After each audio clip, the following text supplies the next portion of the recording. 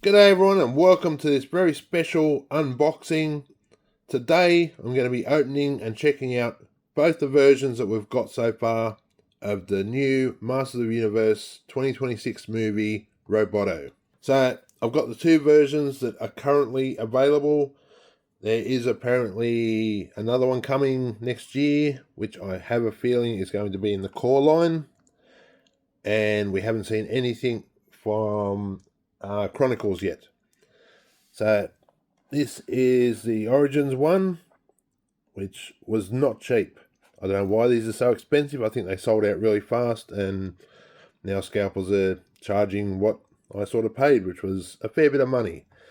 And we've got the core version with its action feature, which is easily and cheaply available. So before I get them out of the boxes, let's have a look at the packaging. The core one, as usual, has the familiar background of He-Man and Skeletor.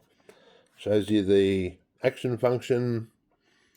Combat ready down here. I think this must have been where they had a price sticker or something. I did get this online. On the back, and show how the action feature works. Some other characters that are out. And that's about it. There's a bit up the top there. It's the same as the front. On the Origins version, have a nice picture up top of her in action. Heroic mechanical warrior. Okay, I'm not going to say anything. On the back, got a nice, once again, picture of her. Robotic, heroic mechanical warrior. Roboto has another shot at adventure with Prince Adam when Prince Adam returns to Eternia with the power sword. Equipped and battle ready, plug in cannons for defense. Another picture of her there, riding, and that's about it. Alright, I'm going to get these two out of their boxes and their packaging, and then we'll have a closer look at them. Alright, and here's the two versions out of their packaging beside each other. As you can see, there is a noticeable height difference between the two lines. Considering that the figures are pretty much the same height as Origins as far as the core, both around the 5.5 inches, I'm surprised to see that there is such a big difference. But hey, this is the cheap one. This is expensive. You're going to get more. So first of all, you're going to get, of course, more articulation with the expensive one. That's just a given. You know that's going to happen. But this one isn't too far off it. So on this one, the head, very similar, can look around, not like the rest of the core, not a lot of up and down. The arms go out. They don't go all the way around. Don't think these are removable. They're stuck in place on this one. But they still, it goes around. Oh, there we go. No, it can go all the way around. No upper twist, but you can at the elbow, as well as, of course, bend to 90 degrees. And then the hand on this side can twist, and you can see the joint in there is rather stiff, but that'll free up with time. Now, the waist can move, but it's attached to her gimmick, which is the firing arm. So nothing that way, and you can, if you try and move the arm, it moves her body as well. So this arm is sort of pretty much redundant, as well as sort of the hip movement, the waist, I mean. As far as legs, then go out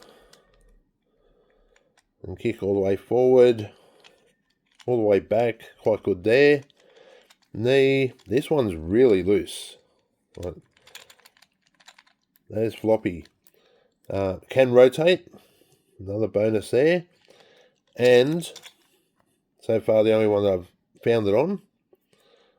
The foot does have tilt. Oh, and pivot. And go forward and back. And angle. So you can get some dynamic. And the other thing with this is that it doesn't hold in that thing. So you can't get it to stay there and shoot. It'll want to go back to where it was. But still, you can get for a cheap $25 figure, you can get her in some pretty good poses. Now, onto the Origins version. Obviously, a bit more detail, or quite a bit more detail. The whole clear section does come off, which is one of the things I'm not happy about. That out of both these versions, which are the through the movie version, of course she does look different at the end. She's got more close to those traditional colours of lots more reds and silvers. She didn't have the clear chest. It was metal. So I don't know why they did that. And then they've got the new version coming out, the CN one with the clear chest. So whatever. So the head, not much more movement, but a little bit. Obviously, oh yeah, there's a second neck joint in there that lets it move forward and back. The cannons on top are removable on this one. The arms from the side at the top, they both sort of get it. I think this one actually is a little bit closer to how it was in the movie, which is surprising. I thought this one would have been a bit better. You do get a good look at the shoulders in one of the scenes. Anyway, the arms can go out, have a bit of pivot there, and rotate at the elbow and around. The hands on both can rotate. This one has a fair bit of movement in and out, and it's nice and easy. Waist, of course, moves. The legs on this one are a bit less maneuverable, so only go forward about that far, and then it sort of wants to hit on there. Same with back, only about that far. Out, same thing, stops because of the actual moulding there, so you can't go much further than that. That knee is about the same 45 degrees. Rotates at the boot cut, so to speak, down lower, and then the feet have, of course, forward, back, and tilt. So really, for the price you're paying, there's not a lot of difference as far as articulation, apart from that gimmick, which, as I said, looking at the footage from the San Diego Comic-Con, there's a new 4-pack they announced. I'm guessing it's core line, because they said that the tealer in that is the third tealer in that line that they've released. And the only line with 3 tealers is the core line. You got the first one with long hair. There's a second one with short hair that's just come out in America. Still waiting here in Australia to be able to get them.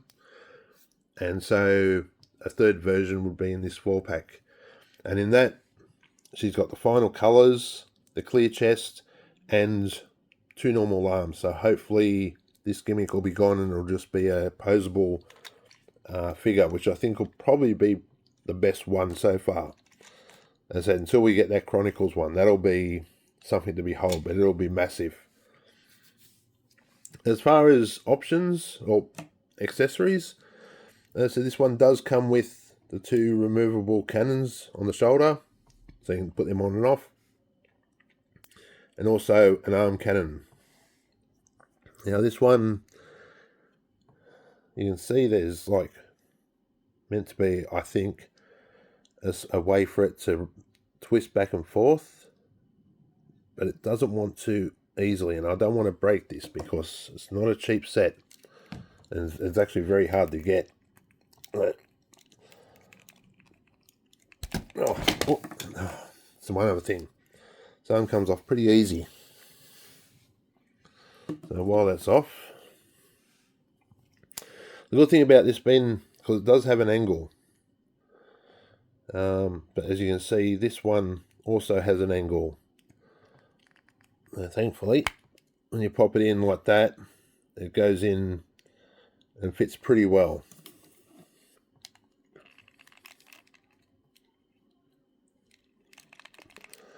And thankfully, the arm pops in nice and easy. So there she is with her arm cannon. As I said, apart from that, that's the only option. The hand is just a fixed piece, but this is, again, fairly loose.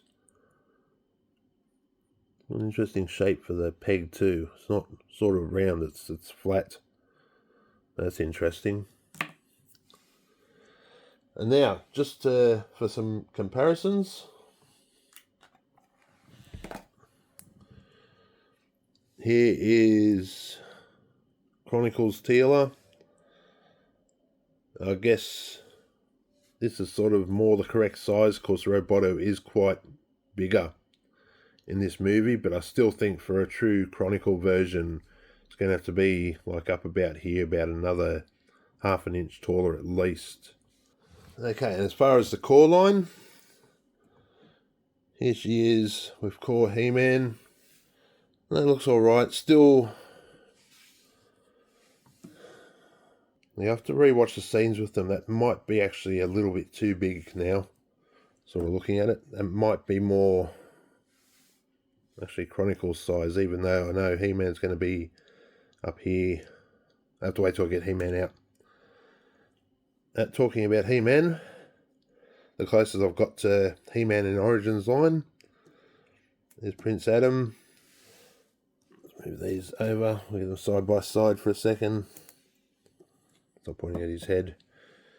So that's not too bad, considering also in the movie, Roboto tended to be sort of like squat a little bit in the legs. I don't know what this marking is. Looks like a bad mold or not being taken out of the mold properly, I don't know. It's sort of the same on there. It must be the mold release line. That's a bad spot to have it. So yeah, in the movie she was quite often in that squat position that the old toys had. So yeah, it's probably about right for the height.